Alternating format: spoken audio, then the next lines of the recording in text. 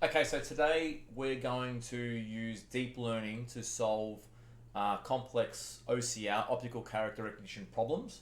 And typical use cases for this would be around trying to read images or text, specifically text, from packages or from products where the text is difficult to read. Now, typically with OCR, there are very, very basic standardized models that you can use on very basic standardized hardware.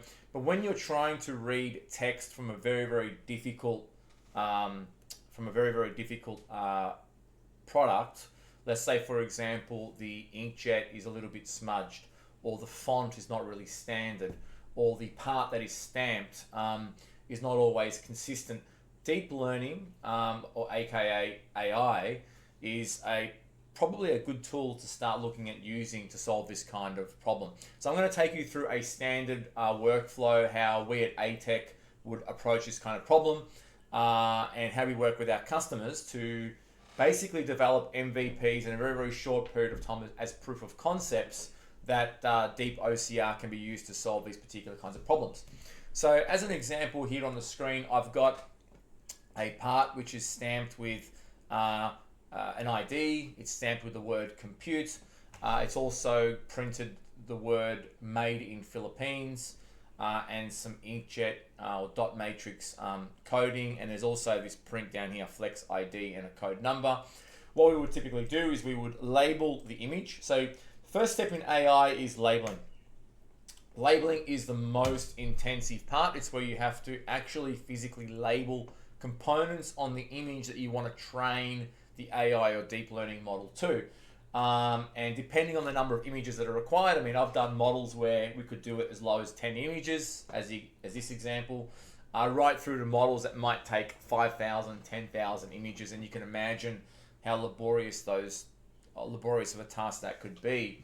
So once we label the images all appropriately, we then review our data set. We make sure that all the text has been labeled correctly. We then split the data set into a training, a validation, and a testing component. Now what that means is that we usually take 70 to 80% of the images as training images. So they're the images that are being put through the neural network for training.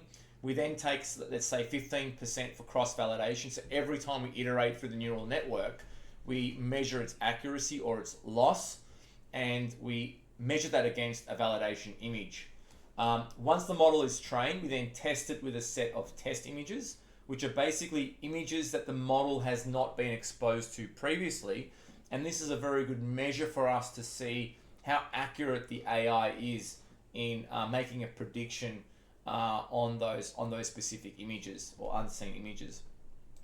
We then go through the training sequence. Now in DeepOCR, we have to keep in mind there are two important steps in DeepOCR. One is a detection model and one is a recognition model. A detection model is specifically around where is the text located in reference to the image, and recognition is basically recognizing the actual text from the image that's been extracted. So what we do is we create a new model. We can set and I've already got some examples here, but I'll create a new one as an example. We can set the number of epochs. We can set basic hyperparameters as we see fit. You can see here I'm training on an RTX 4060 Ti GPU. You really want to be training on a GPU. If you're running this on a standard CPU, it is going to take you a long time. We then start training. You can see here for 1250 epochs, it's going to take me around 7 minutes to train this model with really a basic set of images. It was about 9 images, I think, that I used for training. I'm not going to run through this whole training on this video, but here is a model that I trained earlier, and you can see here that it took a total of 9 minutes for this model. The best epoch was 1165, so it was still learning even close to the end of the training sequence, and we have an accuracy of 80%. We then run an evaluation on that model. So this is where we test the model against images and characters that it hasn't seen before, and we can see here that most characters were successfully detected. There were a couple of challenges with the equal sign and with the letter O as an example. But in general terms, the inference was quite good. We then export the model and we then run that into MVTec Halcon, which is a excellent vision processing software, highly customizable. It's what we at ATEC use for all of our complex vision applications. It has access to a full suite of vision processing tools and gives us full ability for customizing front ends with .NET, C++, Python, full integration to communications to PLCs, whether you want to use OPC, whether you want to use some other kind of TCP communications. It also allows you to communicate with all kinds of camera devices, whether it's GenieCam, whether it's GGE compliance, whether it's USB 3 vision, and so forth.